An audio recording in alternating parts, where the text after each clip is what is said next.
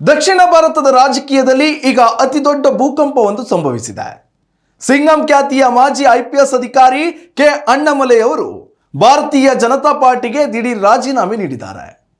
ಕೇವಲ ರಾಜೀನಾಮೆ ಮಾತ್ರವಲ್ಲ, ತಮಿಳುನಾಡಿನಲ್ಲಿ ದ್ರಾವಿಡ ಪಕ್ಷಗಳ ಕೋಟೆಯನ್ನು ಮುರಿಯಲು doctor APJ Abdul Kalam centre for ethics and politics ಸಂಸ್ಥೆಯ ಅಡಿಯಲ್ಲಿ ವಿಧಿ ಲೀಡರ್ಸ್ ಅನ್ನೋ ಹೊಸ ರಾಜಕೀಯ ಚಳುವಳಿಯನ್ನ ಘೋಷಣೆ ಮಾಡಿದ್ದಾರೆ.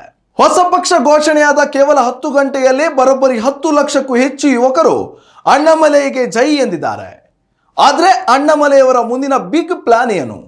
ಅಣ್ಣಾಮಲೈ ಹೊಸ ಪಕ್ಷದಿಂದ DMK ಹಾಗೂ ADMKಗೆ ನಡುಕ ಶುರುವಾಗಿದೆಯಾ? ಇತ್ತೀಚೆಗಷ್ಟೇ ಗೆದ್ದು ಬೀಗಿರೋ ನಟ ವಿಜಯ್ ಅವರ ಪಕ್ಷಕ್ಕೆ ಅಣ್ಣಾಮಲೈ ಹೊಸ ಪಾರ್ಟಿ ತೊಡಕಾಗುತ್ತಾ? ಈ ಕುರಿತು ಕಂಪ್ಲೀಟ್ ಡೀಟೇಲ್ಸ್ ಇಲ್ಲಿದೆ.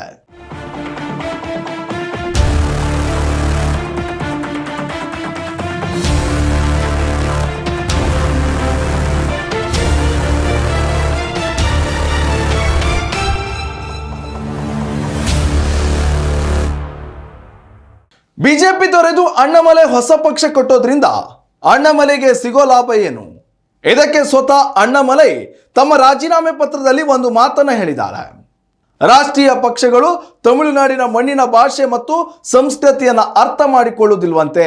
ಹೌದು, ಅಣ್ಣಾಮಲೈ ಬಗ್ಗೆ ತಮಿಳುನಾಡಿನಲ್ಲಿ ಸಿಕ್ಕಾಪಟ್ಟೆ ಕ್ರೇಜ್ ಇದೆ. ಆದ್ರೆ ತಮಿಳು ಜನರಿಗೆ ಬಿಜೆಪಿ ಅಂದ್ರೆ ಅದು ಉತ್ತರ ಭಾರತದ ಪಕ್ಷ, ಹಿಂದಿ ಹೇರಿಕೆ ಮಾಡುವ ಪಕ್ಷ ಅನ್ನೋ ಒಂದು ನೆಗೆಟಿವ್ ಇಮೇಜ್ ಇದೆ. ಅಣ್ಣಾಮಲೈ ಎಷ್ಟೇ ಕಷ್ಟಪಟ್ಟರೂ ಕೂಡ ಈ ಬಿಜೆಪಿ ಅನ್ನೋ ಬ್ರ್ಯಾಂಡ್ ನೇಮ್ನಿಂದಾಗಿ ತಮಿಳುನಾಡಿನಲ್ಲಿ ಅವರಿಗೆ ಪೂರ್ಣ ಬಹುಮತ ಸಿಗ್ತಿರಲಿಲ್ಲ.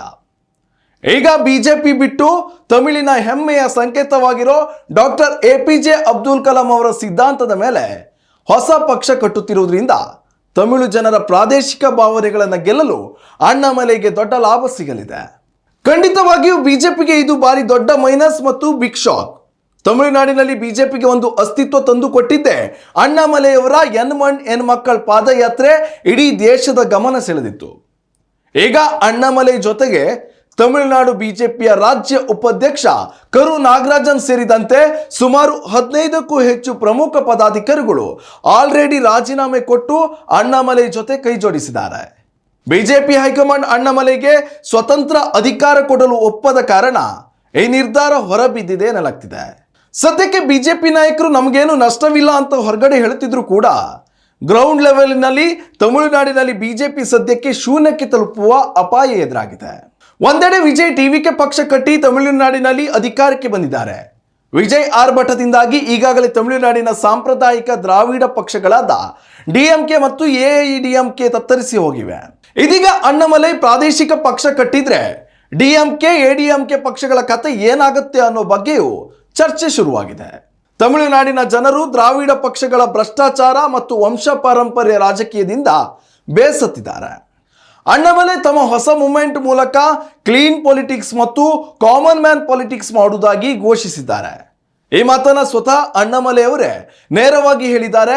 ಒಬ್ಬ CM ಅಥವಾ 234 MLAಗಳಿಂದ ಸಿಸ್ಟಮ್ ಬದಲಾಗಲ್ಲ.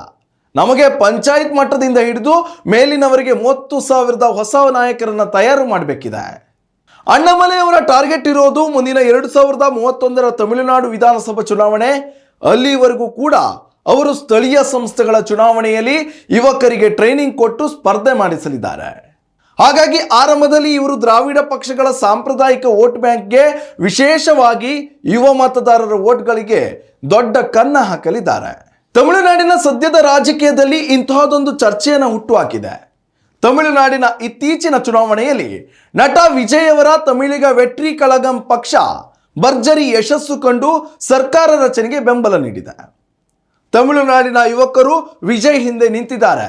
ಆದರೆ ಈಗ ಅಣ್ಣಾಮಲೈ ಕೂಡ ಅದೇ ಯುವಕರನ್ನ ಟಾರ್ಗೆಟ್ ಮಾಡ್ತಿದ್ದಾರೆ. ವಿಜಯ್ ಅವರದ್ದು ಸಿನಿಮಾ ಇಮೇಜ್ ಮತ್ತು ಫ್ಯಾನ್ ಬೇಸ್ ರಾಜಕೀಯವಾದ್ರೆ, ಅಣ್ಣಾಮಲೈ ಅವರದ್ದು ಅಡ್ಮಿನಿಸ್ಟ್ರೇಷನ್ ಎಕ್ಸ್ಪೀರಿಯನ್ಸ್ ಹಾಗೂ ಆರ್ಗನೈಸೇಷನ್ ಸ್ಟ್ರೆಂತ್ ಇರುವ ರಾಜಕೀಯ.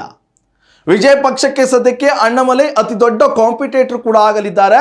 ಆದರೆ ಇಬ್ಬರ ಗುರಿಯೂ ಕೂಡ ದ್ರಾವಿಡ ಪಕ್ಷಗಳನ್ನು ಮುಗಿಸುವುದೇ ಆಗಿರುವುದರಿಂದ ಭವಿಷ್ಯದಲ್ಲಿ ವಿಜಯ್ ಮತ್ತು ಅಣ್ಣಾಮಲೈ ಒಂದಾದ್ರೂ ಕೂಡ ಅಚ್ಚರಿ ಪಡಬೇಕಾಗಿಲ್ಲ.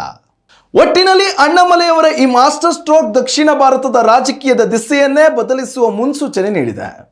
ಅಬ್ದುಲ್ ಕಲಾಂ ಅವರ ಹೆಸರಿನಲ್ಲಿ ಅಣ್ಣಾಮಲೈ ಕೈಗೊಂಡಿರುವ ಈ ಹೊಸ ಪಯಣ ಯಶಸ್ವಿಯಾಗತ್ತಾ? ನಿಮ್ಮ ಪ್ರಕಾರ ಅಣ್ಣಾಮಲೈ ಬಿಜೆಪಿ ಬಿಟ್ಟಿದ್ದು ಸರಿಯೇ ಅಥವಾ ತಪ್ಪೇ? ಕಮೆಂಟ್ ಮಾಡಿ ತಿಳಿಸಿ. ಇನ್ನಷ್ಟು ರಾಜಕೀಯ ಇಂಟ್ರೆಸ್ಟಿಂಗ್ ಅಪ್ಡೇಟ್ಸ್ಗಳಿಗಾಗಿ ನಮ್ಮನ್ನ ಫಾಲೋ ಮಾಡಿ. ನ್ಯೂಸ್ ನೆಕ್ಸ್ಟ್, ಇದು ವರ್ತಮಾನದ ಕೈಗನ್ನಡಿ. ಉತ್ತಮ ಸಂಸ್ಕಾರಯುತ ಶಿಕ್ಷಣದೊಂದಿಗೆ VSS English medium CBSE school Udupi Muddur. ನರ್ಸರಿಯಿಂದ 10ನೇ ತರಗತಿವರೆಗೆ ಶಿಕ್ಷಣದ ಜೊತೆಗೆ 5ರಿಂದ 10ನೇ ತರಗತಿವರೆಗಿನ ವಿದ್ಯಾರ್ಥಿನಿಯರಿಗೆ ಉತ್ತಮ ಹಾಸ್ಟೆಲ್ ಸೌಲಭ್ಯವೂ ಇದೆ. ನಿಮ್ಮ ಮಕ್ಕಳ ಪ್ರವೇಶಾತಿಗಾಗಿ ಈ ಸಂಖ್ಯೆಗೆ ಕರೆ ಮಾಡಿ.